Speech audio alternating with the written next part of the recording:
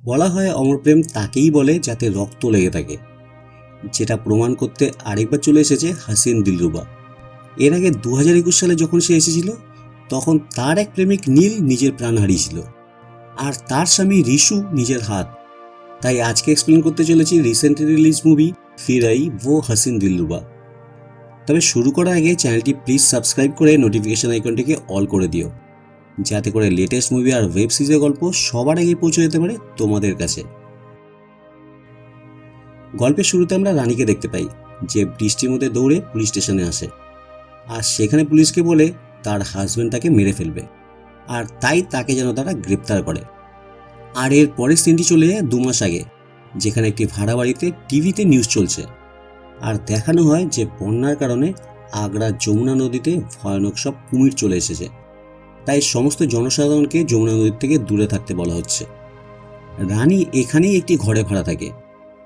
কিছুক্ষণ পরে অভিমন্যু নামে একজন কম্পাউন্ডার তার এক পেশেন্টকে দেখতে সেখানে আসে। একটু পরে এখানে রানী আসে, আর তার সাথে অভিমন্যুর ধাক্কা লাগে। কিন্তু রানীকে দেখে অভিমন্যু আর চোখ ফেরাতে পারে না। প্রথম দেখাতেই রানীর প্রেমে পড়ে যায় সে, যাকে বলে লাভ অ্যাট ফার্স্ট সাইট। রানী আসলে নিজের বিউটি পার্লার নিয়ে সবসময় খুব ব্যস্ত থাকে, আর সে তাড়াতাড়ি করে বাড়ি থেকে বেরিয়েও যায়। এরপর থেকে সরল সাদাসিধে দেখতে অভিমন্যু মাঝে মাঝে এখানে চলে আসে রানীকে এক ঝলক দেখতে। একদিন রানী তাড়াহুড়ো করে বেরোনোর সময় বিউটি পার্লারে কিছু জিনিস ফেলে চলে যায়, আর সেই সময় অভিমন্যু সেখানে এসে পৌঁছায়, আর সে সেই জিনিসগুলো দেওয়ার জন্য দৌড়ে দৌড়ে রানী বিউটি পার্লারে পৌঁছে যায়। আসলে জিনিস দেওয়াটা একটা অজুহাত ছিল, সে রানীকে দেখতে চেয়েছিল, কিন্তু এতটা দৌড়ানোর জন্য সে হাঁপাতে থাকে। রানীর সঙ্গে দেখা হলে সে তাকে থ্যাংক ইউ বলে, আর বলে একটু পরে আপনার সাথে কথা বলছি, কারণ আমার পার্লারে অনেক কাজ রয়েছে। কিন্তু অভিমন্যু কোথাও যায় না, আর বৃষ্টির মধ্যেও রানীর বিউটি পার্লারের সামনেই সে বসে থাকে। এখন রানী যখন তাকে দেখতে পায়, সে দৌড়ে একটা ছাতা নিয়ে অভিমন্যুর কাছে আসে। এখানে আমরা জানতে পারি অভিমন্যুর রানীকে খুব ভালো লেগেছে, আর সে আচমকাই রানীকে শুক্রবার একসাথে সিনেমা দেখার কথা বলে, আর রানীও রাজি হয়ে যায়। এই সময় আমরা রিশুকে দেখতে পাই, যে এই সময় এখান থেকেই যাচ্ছিল, আর যে একদিন তার ভালোবাসার জন্য নিজের হাত কেটে ফেলেছিল। আসলে পুলিশের কাছে রিশু মৃত, আর সে নিজের বাড়ি ছেড়ে দিয়ে তার প্রেমিকা রানীর সাথে আগ্রাতে পুলিশের হাত থেকে বাঁচতে লুকিয়ে আছে। রানী আর রিশু নিজেদের আসল পরিচয় লুকিয়ে রেখে আলাদা আলাদা দুজনে থাকে, আর স্বপ্ন দেখে একদিন তারা থাইল্যান্ডে পালিয়ে যাবে, আর তখন তারা দুজনে এক হবে। আর তাই রিশু গুড্ডু নামে একজন ট্রাভেল এজেন্টের সাথে দেখা করে 25,000 টাকা দেয় সব ব্যবস্থা করে দিতে। গুড্ডু বলে 2 মাস পরে সে তাদের থাইল্যান্ড যাওয়ার ব্যবস্থা করে দেবে। এখানে রিশু যে বাড়িতে ভাড়া থাকে তার বাড়ির মালিকের নাম পুনম। সে একজন প্রতিবন্ধী। পুনম আবার রিশুকে ভালোবাসে, আর সে তাকে নিজে করে পাওয়ার জন্য শারীরিক সম্পর্ক করতেও রাজি। কিন্তু রিশু সবসময় পুনমের থেকে দূরে থাকার চেষ্টা করত। আর এর পরের দিন রিশু রানীর সাথে দেখা করে, আর সে তাকে বলে 2 মাসের মধ্যে গুড্ডু তাদের থাইল্যান্ড যাওয়ার ব্যবস্থা করে দেবে। আর রানী তাকে অভিমন্যুর কথা জানায়, যে রানীর জন্য পাগল হয়ে গেছে। এরপর অভিমন্যুকে দেখতে পাই। আজ শুক্রবার, আর আজই রানীর সাথে তার সিনেমা দেখতে যাওয়ার কথা। সে তাড়াতাড়ি সিনেমা হলে পৌঁছে সমস্ত টিকিট কেটে ফেলে, আর সিনেমা হলের বাইরে রানীর জন্য অপেক্ষা করতে থাকে। আর এদিকে রানী সেখানে আসে না। আসলে সে রিশুর সাথে সময় কাটাতে ব্যস্ত ছিল। অনেক রাত্রি হওয়ার পরও যখন রানী আসে না, তখন অভিমন্যু সোজা রানীর বাড়িতে চলে আসে। রানী এখানে অভিমন্যুর কাছে ক্ষমা চায়, কিন্তু অভিমন্যু বলে ক্ষমা না চেয়ে বরং পরের শুক্রবার আবার নয় তার সাথে সিনেমা দেখতে। আর এবারও রানী রাজি হয়ে যায়। এরপর একটি বাজারের মধ্যে রানী আর রিশু দেখা করে, আর রানী রিশুকে আজকে যা হয়েছে সব কিছু বলে দেয়। তখনই যখন তারা কথা বলছিল, এক পকেটমার এসে রানীর ব্যাগ ছিনতাই করে পালাতে থাকে। রিশু তাকে ধরতে তার পেছনে দৌড়াতে থাকে, কিন্তু যখনই সে রাস্তায় পুলিশের জিপ দেখে, সে সেখান থেকে পালিয়ে যায়। এই জিপের মধ্যে আমরা ইন্সপেক্টর কিশোরকে দেখতে পাই, যে সেই চোরকে ধরে আর রানীর ঠিকানা খুঁজে নিয়ে তার বাড়িতে ব্যাগটা ফেরত দিয়ে আসে। আর এই সময় ইন্সপেক্টর কিশোর রানীকে সন্দেহ করে, আর বলে যে সে জানে রিশু মরেনি, আর তারা পালিয়ে আগ্রাতে এসে লুকিয়েছে। এরপরে রানী একটা সিনেমা হলে যায়, যেখানে আমরা রিশুকেও দেখতে পাই, আর ইন্সপেক্টর কিশোরকেও। রিশু কিশোরকে দেখতে পেয়ে যায়, আর সে সেখান থেকে পালাতে থাকে। সে বুঝতে পারে পুলিশ রানীর উপর নজর রেখেছে, আর তাই সে নিজের মোবাইলের সিম ভেঙে ফেলে, যার ফলে রানী রিশুর সাথে কন্ট্যাক্ট করতে পারে না। এরপর রিশুই রানীকে কল করে আর বলে পুলিশ তাদের পেছনে পড়ে গেছে, তাই চারিদিকে পুলিশ তাদের খুঁজতে শুরু করে দিয়েছে। পুলিশের রানীর উপর সন্দেহ হয়ে গেছে, আর এমনটাও হতে পারে পুলিশ রানীকে থানায় রেখে পাঠায়। আর ঠিক পরের দিনই যেমনটা রিশু বলেছিল, রানীকে পুলিশ থানায় ডেকে পাঠায়, যেখানে ইন্সপেক্টর কিশোর রানীকে জিজ্ঞাসাবাদ করতে থাকে। সে বলে, আমরা তোমার মোবাইলের কল হিস্ট্রি চেক করেছি আর জেনেছি তুমি একজন ছেলের সাথে ফোনে অনেকক্ষণ ধরে কথা বলো। এই ছেলেটি আসলে কে? রানী বলে সে তার বন্ধু। আর সেই সময় আরেকজন পুলিশ অফিসার সেখানে চলে আসে, যার নাম মৃত্যুঞ্জয়। সে বলে এখন থেকে এই কেসটা সেই দেখবে। তারই সাথে সে এটাও বলে নীল তার ভাইপো ছিল, তার মানে সে নীলের কাকা। আর যেহেতু এই কেসটা অনেকটা ব্যক্তিগত হয়ে গেছে, তাই যে তার ভাইপোকে মার্ডার করেছে সে তাকে ছেড়ে কথা বলবে না। আর ঋষিও তাকে ভালো মতো চেনে। দেখা হলে জিজ্ঞেস করতে মন্টু চাচা কে। যাই হোক, এখন মন্টু চাচা রানীকে কল লিস্টে হিস্ট্রি নিয়ে বলে, তুমি চাইলে সত্যিটা বলতে পারো, তুমি কার সাথে অনেক সময় ধরে ফোনে কথা বলো, আর সেই ছেলেটা বারবার একটি ট্রাভেল এজেন্সিতে কেন যায়। অর্থাৎ ঋষুকেও পুলিশ ট্র্যাক করতে শুরু করে দিয়েছে। মন্টু চাচা বলে সে জানে ঋষু মারা যায়নি, আর সে এখানেই রয়েছে, আর যেভাবেই হোক সে তাকে ধরে ফেলবে। তাই রানী যেখানে থাকে তার আশেপাশে পুলিশ ঋষু সম্বন্ধে জিজ্ঞাসা করতে শুরু করে দেয়। এখানে ঋষুও ভালো মতো বুঝে গিয়েছিল যে পুলিশ তাকে খুঁজতে শুরু করে দিয়েছে।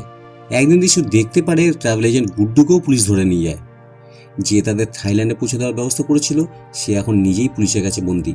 এখন পুলিশ ঋষুকে খুঁজতে খুঁজতে পুনমের বাড়িতেও পৌঁছে যায়, যে কিনা ছিল ঋষুর বাড়িওয়ালা। এখানে পুনম সঙ্গে সঙ্গে ঋষুর কাছে পৌঁছে যায় আর বলে পুলিশ তাকে খুঁজে বেড়াচ্ছে, যাতে করে পুনম বুঝতে পারে ঋষু কিছু লোকাচ্ছে। আর পুনমের মনে একটা আশাও জাগে যে আজ পর্যন্ত যা সে ঋষুর কাছে চেয়ে এসেছিল, হয়তো এবার তা পাওয়ার সময় এসে গেছে। তাই পুনম পুলিশকে এসে বলে সে তাকে চেনে না, আর পুলিশও সেখান থেকে চলে যায়। রাত্রিবেলায় ঋষু লুকিয়ে রানী বাড়ি যায় আর বলে সবকিছু শেষ হয়ে গেছে। তারা দুজনে মিলে বাঁচার যে স্বপ্ন দেখেছিল, থাইল্যান্ড যাওয়ার যে স্বপ্ন দেখেছিল, তা পুরোপুরি শেষ হয়ে গেছে, কারণ তাদের ট্রাভেল এজেন্ট পুলিশের হাতে ধরা পড়ে গেছে। মন্টু চাচাও তাদের পেছনে পড়ে গেছে। আর সে এটাও জানে মন্টু চাচা যার পেছনে পড়ে তার শেষ দেখে ছাড়ে। তাই ঋষু বলে এবার সে পুলিশের কাছে ধরা দিয়ে দেবে। তখনই নিচের থেকে কারোর আওয়াজ শোনা যায়। আসলে সেখানে অভিমন্যু এসেছিল। তখন রানীর মাথায় একটা প্ল্যান আসে, আর সে ঋষুকে বলে যদি এই প্ল্যানটা সফল হয় তাহলে এখান থেকে তারা অনায়াসে পালিয়ে যেতে পারবে, আর পুলিশও তাদের ধরতে পারবে না। পরে শুক্রবার রানীর অভিমন্যুর সাথে সিনেমা দেখতে যাওয়ার কথা ছিল। সেই দিন অভিমন্যু আগের দিনের মতোই রানীর জন্য সিনেমা হলের বাইরে অপেক্ষা করে, কিন্তু এবার রানী সেখানে পৌঁছে যায়, যেটা দেখে অভিমন্যু খুব খুশি হয়। রানী এখানে অবাক করে দিয়ে অভিমন্যুকে বিয়ের প্রস্তাবও দিয়ে বসে, যাতে করে অভিমন্যু আশ্চর্য হয়ে যায়। আসলে এটাই রানীর প্ল্যান ছিল, অভিমন্যুকে বিয়ে করলে পুলিশ যাতে কনফিউজড হয়ে পড়ে। তবে ঋষুর এই প্ল্যানটা পছন্দ হয়নি, সে বলে এরকমটা না করতে। কিন্তু 3 দিন পরে অভিমন্যুর সাথে রানীর বিয়ে হয়ে যায়, যেখানে ঋষু উপস্থিত ছিল। ঋষুর চোখের সামনে তারই বউয়ের সাথে অন্য কারোর বিয়ে হচ্ছিল, তাই তার মন খুব খারাপ হয়ে যায়। এখন ফুলসজ্জার রাতে অভিমন্যু রানীর সাথে ঘনিষ্ঠ হওয়ার চেষ্টা করে, কিন্তু রানী তো শুধুমাত্র ঋষুকেই ভালোবাসে।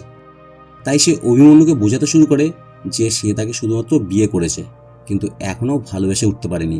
যেদিন সেটা পারবে তারপরই তারা শারীরিক সম্পর্ক করার চিন্তা করবে। এখন অভিমন্যু বলে অনেক বছর আগেই তার পরিবারের সবার মৃত্যু হয়েছিল, আর তারপর থেকে অভিমন্যু একা হয়ে গেছে। এরপর থেকে অভিমন্যু রানীর কাছাকাছি তো আসতে চায়, কিন্তু সে তাকে কোনো জোর জুলুম করে না। সেভাবে একদিন না একদিন রানী ঠিকই তাকে ভালোবাসবে। আর এক রাতে রানী অভিমন্যুকে দীনেশ পণ্ডিত নামে এক লেখকের কথা বলে, যার লেখার প্রতি রানীর খুব আগ্রহ। সে তার সব বই পড়েছে, কিন্তু অভিমন্যু তার কোনো বই পড়েনি। আরেকদিকে পুনম ঋষুর কাছে আসে, আর যখন সে ঋষুকে কিস করার চেষ্টা করে তখন রানী তাদের দুজনকে দূর থেকে দেখে ফেলে। এখন ঋষু রানীর কাছে গিয়ে তাকে বোঝাতে চেষ্টা করে যে পুনম তার পেছনে পড়ে আছে, আর তাদের মধ্যে সেরকম কিছুই নেই। কিন্তু রানী তার কথা বিশ্বাস করে না আর বাড়ি ফিরে যায়। এখানে সে খুব ড্রিঙ্ক করে আর নেশায় পড়ে অভিমন্যুকে সব কিছু বলে দেয়। মানে সে তাকে বলে দেয় ঋষু বেঁচে আছে, তারা থাইল্যান্ড যেতে চায়, আর ঋষুকে পুনম ভালোবাসে, আর বেইমানি অভিমন্যুর সাথে হচ্ছে। যেটা শুনে অভিমন্যুর খুব কষ্ট হয়। আর পরের দিন সকালে অভিমন্যু রানীকে বলে বিশুকে ফোন করতে আর তার সাথে দেখা করাতে। রানী তাই করে, আর তারা একটা মেলায় দেখা করে। একটা দোলনায় বসে তারা কথা বলতে থাকে, যেখানে অভিমন্যু বলে সে তাদের সব রকমভাবে সাহায্য করবে থাইল্যান্ড যেতে। এখানে ঋষু বলে যেখানে তোমার সাথে বেইমানি হয়েছে সেখানে তুমি আমাদের কেন সাহায্য করছো। যেখানে অভিমন্যু বলে সে সেই দিনটার জন্য অপেক্ষা করে থাকবে যেদিন রানী ঋষুকে আর ভালোবাসবে না, তখন সে তার কাছেই ফিরে আসবে। এটা শোনার পর ঋষু বুঝতে পারে এই অভিমন্যু খুব একটা সুবিধের লোক নয়, কিন্তু তারপরও তারা তার সাহায্য নেয়। অভিমন্যু ঋষুকে তার ক্লিনিকে নিয়ে যায়, যেখানে সে লুকিয়ে থাকতে পারবে। আর পুলিশও তাকে খুঁজে পাবে না। এখানে অভিমন্যু বলে 2 দিন পর সে তাদের পাসপোর্ট আর থাইল্যান্ড যাওয়ার টিকিটের ব্যবস্থা করে দেবে। অভিমন্যু চলে যাওয়ার কিছুক্ষণ পরেই পুনম সেখানে চলে আসে। আসলে পুনম ঋষুর উপর নজর রেখেছিল, আর তাই সে এই ঠিকানার কথা জেনে গিয়েছিল। যেটা দেখে ঋষু চালাকি করে পুনমকে একটা কিস করে আর বলে সে তার সাথে 1 মাস পরে দেখা করবে। পুনম তা শুনে খুব খুশি হয়ে সেখান থেকে চলে যায়। সে চলে যাওয়ার পর সেখানে লল্লন নামে একজন আসে। এখন এই লল্লন আবার কে তা আমরা কিছুক্ষণ পরেই জানতে পারবো। আর লল্লনে চলে যাওয়ার পর সেখানে অভিমন্যু আসে ঋষুকে খাবার দিতে, আর তারা নিজের মধ্যে কথা বলতে শুরু করে। সেই কথাবার্তা ঋষু বুঝতে পারে অভিমন্যু রানীর প্রতি ভালোবাসা পাগল। অভিমন্যু ঋষুকে বলে একবার একটা জমি দখলের ব্যাপারে তার কাকার সাথে তার ঝগড়া বেঁধেছিল, আর সেই সময় সে তার কাকার পুরো পরিবারকে মেরে ফেলেছিল। আর অভিমন্যু এটাও বুঝতে পেরেছিল এখানে কেউ না কেউ তো নিশ্চয়ই এসেছিল।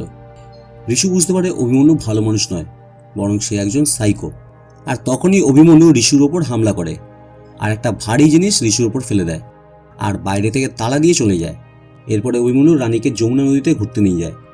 এখানে সে রানীকে বলে আজ পর্যন্ত যে কজন তাকে বিশ্বাসঘাতকতা করেছে সে তাদের কখনোই ক্ষমা করেনি, এমনকি সে তার নিজের পরিবারকেও ছাড়েনি। মানে অভিমন্যুই তার পরিবারের সবাইকে মেরে ফেলেছিল। আর এইদিকে ঋষু সেই ঘর থেকে বাইরে বেরিয়ে আসে। রাত্রিবেলা আমরা অভিমন্যুকে তার বাড়িতে দেখি, যেখানে দীনেশ পণ্ডিতের অনেক বই দেখতে পাওয়া যায়। অর্থাৎ অভিমন্যু দীনেশ পণ্ডিতের অনেক বড় ফ্যান, আর সেও দীনেশ পণ্ডিতের সব বই পড়েছে। সে রানীকে মিথ্যে কথা বলেছিল। রানী এই বইয়ের লেখার উপর নির্ভর করেই তার প্ল্যানিং ঠিক করত। এখন অভিমন্যু সেই বইগুলো সম্পর্কে সব জানে। এখানে অভিমন্যু আচমকাই রানীর মাথায় ভারী কিছু দিয়ে মারে, যার ফলে রানীর মাথা টেবিল ধাক্কা খায়। যে কারণে গল্প শুরুর প্রথমে আমরা রানীকে পুলিশ স্টেশনে আসতে দেখি, যেখানে রানী বলে তাকে তার হাজব্যান্ড মেরে ফেলবে, আর সে এটাও বলে ফেলে ঋষু বেঁচে আছে আর অভিমন্যু তাকেও মেরে ফেলবে। রানী মন্টু চাচাকে এটাও বলে যে অভিমন্যু একজন সাইকো কিলার, সে তার নিজের ফ্যামিলিকেও মেরে ফেলেছে। তখন মন্টু চাচা ইন্সপেক্টর কিশোরকে ফোন করে অভিমন্যুকে খুঁজতে বলে। আর এরপরেই কিশোরের কাছে আরেকটা ফোন কল আসে যে যমুনা নদীর পাড়ে 2টো ডেড বডি পাওয়া গেছে, আর তাদের মনে হয় এই 2টো বডি ঋষু আর অভিমন্যুর হতে পারে। তাই লাশের শনাক্ত করতে তারা রানীকে সেখানে নিয়ে যায়। কিন্তু এখানে যারা মারা গিয়েছিল তাদের শরীর পুরো পুড়ে গিয়েছিল, যার জন্য তাদের চেনা সহজ ছিল না। তবে এখানে পুনমের হ্যান্ডস্টিক আর অভিমন্যুর সুটকেস পাওয়া গিয়েছিল। তাই রানী বুঝতে পারে এই বডিগুলো কাদের হতে পারে। এখানে পুলিশ সন্দেহ করে রানীকে যে তার জন্যই এসব হচ্ছে। তাই পুলিশ রানীকে অ্যারেস্ট করে আর লকআপে তাকে খুব মারধর করা হয়, কিন্তু রানী এখানে কিছুই বলে না। এখন মন্টু চাচা টিভি নিউজেও রটিয়ে দেয় যে লকআপে রানীকে খুব মারা হচ্ছে, যাতে করে ঋষু সেটা দেখে তাদের কাছে এসে স্যারেন্ডার করে। আর হয়ও তাই। ঋষু একটা ভিডিও রেকর্ড করে যেখানে বলে সে পুলিশের কাছে স্যারেন্ডার করে দেবে, কিন্তু এর জন্য রানীকে তাদের ছাড়তে হবে। রেল ব্রিজের উপরে আজ রাত ঠিক 8টার সময় সে আসবে, আর যখন রানীকে তার কাছে পাঠানো হবে তারপরেই সে নিজেকে স্যারেন্ডার করবে। আর এখানে মন্টু চাচাও প্ল্যান করে নেয় ব্রিজে আগে থেকেই পুলিশের একটা টিম লুকিয়ে থাকবে, আর যখনই ঋষু নিজেকে স্যারেন্ডার করতে রেল ব্রিজের ওপরে আসবে তখন তাকে ধরে ফেলবে। এখন রাত্রি 8টার সময় ঋষু ট্রেন দাঁড় করিয়ে নিজেকে স্যারেন্ডার করতে এগিয়ে আসে, আর মন্টু চাচা রানীকে ছেড়ে দেয় ঋষুর কাছে যাওয়ার জন্য। যখনই রানী ঋষুর কাছে আসে সে বলে আমাদের এখান থেকে পালিয়ে যেতে হবে। সেই সময় মন্টু চাচা সেই পুলিশের টিমও তাদের কাছাকাছি প্রায় চলে আসছিল। তারা এক জায়গায় দাঁড়িয়ে যায়, আর একজন পুলিশ তাদের দিকে এগিয়ে আসতে থাকে। সামনে আসলে দেখা যায় সে আর কেউ নয়, অভিমন্যু। অভিমন্যু এখানে বলে রানী যদি আমার না হয় তাহলে কারোর হবে না, বলেই সে রানীর ওপর বন্দুক তাক করে। আর তখনই ঋষু আর অভিমন্যুর মধ্যে হাতাহাতি শুরু হয়ে যায়। রানী এখন বন্দুকটা পেয়ে যায়, কিন্তু পা পিছলে যাওয়ায় সে ব্রিজ থেকে ঝুলতে থাকে। ঋষু তাকে বাঁচাতে চেষ্টা করে, আর তখন অভিমন্যু তাদের দুজনকেই ব্রিজ থেকে নিচে যমুনা নদীতে ফেলার চেষ্টা করে, কারণ যমুনা নদীতে তো কুমির ঘুরে বেড়াচ্ছে, কুমিরের হাত থেকে বাঁচবে না। কিন্তু এই ধাক্কা দেখিতে এমন হয় যে 3জনই নদীতে পড়ে যায়। বাকি পুলিশরা সেখানে চলে আসে আর ধরে নেয় এই 3জনের মৃত্যু একদম নিশ্চিত, কারণ কুমিরের কারণে এখন যমুনা নদীর ধারে কাছে কেউ ঘেঁষতে পারে না। পরের দিন সার্চ অপারেশন টিম ডাকা হয়, তবে তাদের 3জনের কোনো হদিশ পাওয়া যায় না, শুধুমাত্র কুমির দেখতে পাওয়া যায়। এখন এই কেস প্রায় বন্ধ হতে বসে, কিন্তু তখনই মন্টু চাচা বলে এখন এই কেস বন্ধ হবে না, কারণ এই 3জনের সম্পর্কে মন্টু চাচা অনেক কিছু জানতে পেরেছিল। যদি এই 3জন ধরা পড়তো তাহলে এরা নিশ্চিতভাবে অ্যারেস্ট হতো, কিন্তু যদি এরা পুলিশের খাতায় মরে যায় আর আবার নিজেদের জীবন শুরু করে তাহলে এরা স্বাধীন হয়ে যাবে। সে বলে অভিমন্যুর ক্লিনিকের সামনে সিসিটিভি থেকে বেশ কিছু ফুটেজ পাওয়া গিয়েছে। সবার প্রথম লল্লন নামে একজন সাপুরের খোঁজ পাওয়া যায়। অভিমন্যু আর লল্লন দুজন মিলেই অভিমন্যুর ফ্যামিলিকে মেরেছিল, আর পরে লল্লন অভিমন্যুকে ব্ল্যাকমেল করতে শুরু করে। সিসিটিভি ফুটেজে একদিন লল্লনকে অভিমন্যুর ক্লিনিকের সামনে দেখা যায়, আর ঠিক সেই দিন থেকে লল্লনকে খুঁজে পাওয়া যায় না, মানে লল্লন মারা গেছে। এরপরে পুনমকেও সেই একই সিসিটিভি ফুটেজে দেখা যায়, যখন সে অভিমন্যুর ক্লিনিকে এসেছিল আর ঋষুর সাথে দেখা করেছিল, আর তারপরে সেও উধাও হয়ে যায়। মানে যে দুটো বডি নদীর ধারে পাওয়া গিয়েছিল সেই দুটো আর কারণ নয়, লল্লন আর পুনমের। আর তাদের দুজনকে মারার পর একটি গাড়িতে তাদের দুজনের মৃতদেহ রেখে অভিমন্যু গাড়িটাকে আগুন দিয়ে জ্বালিয়ে দেয়। পুলিশ ডিএনএ টেস্ট করে এটা তো জানতে পারে যে এই দুটো বডি অভিমন্যু আর ঋষুর তো ছিলই না। যার পরে অভিমন্যুর বাড়ির সামনে সিসিটিভি ফুটেজে দেখা যায় সন্ধ্যে 7টার সময় অভিমন্যু আর রানী তাদের বাড়িতে পৌঁছায়, আর এর 15 মিনিট পরে আরেকজন লোক অভিমন্যুর বাড়িতে যায়। রাত্রি 10টার পর রানী এই বাড়িতে কাঁদতে কাঁদতে বেরিয়ে পুলিশ স্টেশনে যায়।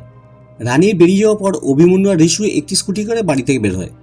এত রাতে যখন তারা দুজনে বেরোচ্ছে তখন কিছু গণ্ডগোল তো নিশ্চয়ই রয়েছে, কিন্তু এসিপি স্যার মনে করে এই 3জন যমুনা নদীতে পড়ে গিয়েছিল আর 3জনকেই কুমির খেয়ে ফেলেছে, তাই এই কেসটিকে বন্ধ করে দেওয়া উচিত। এর কিছু মাস পরে সিনটি হিমাচল প্রদেশে দেখানো হয়, যেখানে আমরা রানীকে দেখতে পাই, যে এখন খুব হতাশ হয়ে বসেছিল। সেই রাতের ঘটনার কথা তার মনে পড়তে শুরু করে। যখন তারা জলের বাইরে আসে তখন অভিমন্যু আর রানী বেরোতে পারে, কিন্তু ঋষুকে কুমির খেয়ে ফেলে। মানে সেই রাতে শুধু রানী আর অভিমন্যুই বেঁচে ছিল। এরপরেই তারা হিমাচলে চলে আসে আর এখানেই থাকতে শুরু করে। রানী এখানে বাচ্চাদের পড়ায়, আর অভিমন্যু একটা ছোট ক্লিনিক খুলেছে। এখন রানী বাচ্চাদের পড়াচ্ছিল, তখন একটা বাচ্চার বইয়ে দীনেশ পণ্ডিতের কিছু লাইন লেখা ছিল। হতে পারে এটা ঋষু লিখেছিল।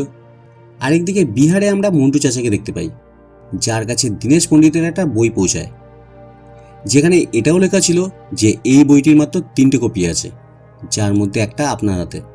আর এই বইটা পড়ার পর সে জানতে পারে রানী, অভিমন্যু আর ঋষু প্ল্যানিংটা কিভাবে করেছিল। যখন রানী অ্যারেস্ট হয়েছিল তখন 3 দিনে তারা তাদের প্ল্যান রেডি করে ফেলেছিল।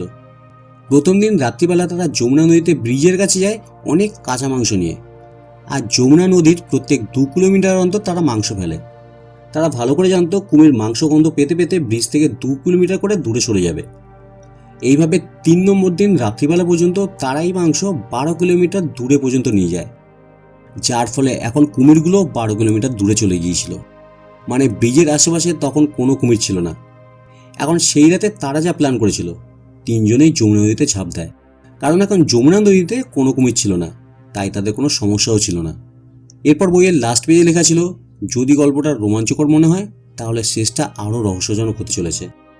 আর তাই মন্টু চাচাকে আগামী মার্চ মাসের 20 তারিখ সন্ধ্যে 6টার সময় তোতা ময়না লাভার্স পয়েন্টে ডাকা হয়। আর আরেকদিকে অভিমন্যুর টিফিন বক্সেও একটা কাগজ পাওয়া যায়, যেখানে তাকেও সেই একই জায়গায় যেতে বলা হয়। আর এরপর ওদের তোতা ময়না লাভার্স পয়েন্ট দেখানো হয়, যেটা ছিল খুবই বিপজ্জনক। রানী একদম ধারে দাঁড়িয়ে ছিল, এখান থেকে একটা ঝর্ণা নিচের দিকে যাচ্ছিল। এখন রানী অভিমন্যুকে বলে, যখন তার মনে হয়েছিল ঋষু মরে গিয়েছে তখন সে ভেবেছিল বাকি জীবনটা অভিমন্যুর সাথেই কাটাবে, কিন্তু এখন সে জানতে পেরেছে সেদিন রাত্রিবেলায় কি হয়েছিল। আর এরই সাথে এখানে মন্টু চাচাও চলে আসে, আর এরপর সেই রাতের কথা বলা হয়।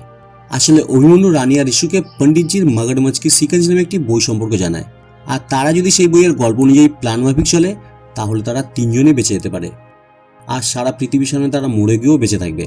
সেই রাতে তারা 3জনেই যমুনা নদীতে ঝাঁপ দিয়েছিল, কিন্তু ঋষুর একটা হাত না থাকায় তার সাঁতার কাটতে সমস্যা হচ্ছিল। এখানে সুযোগ বুঝে যখন কুমিররা আবার ফিরে আসছিল তখন অভিমন্যু বিশুর নকল হাতটা খুলে দেয়, যার ফলে এখানে ঋষুকে কুমির খেয়ে ফেলে।